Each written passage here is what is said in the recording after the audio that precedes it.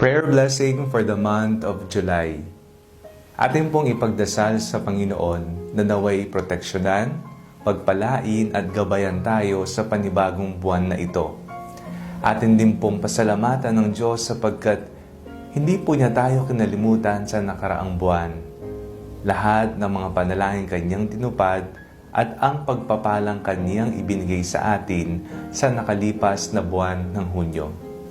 Habang tayo po ay nagdarasal, maaari nyo rin pong ipagdasal sa Panginoon ang inyong mga personal na pangangailangan sa kasalukuyan. Sa ngalan ng Ama, ng Anak at ng Espiritu Santo. Amen. Mapagmahal na Ama, kami po ay nagpapasalamat sa inyo, dakila ang iyong pangalan. Hindi po ninyo pinabayaan ang inyong mga mahal na anak sa nakalipas na buwan ng Hunyo.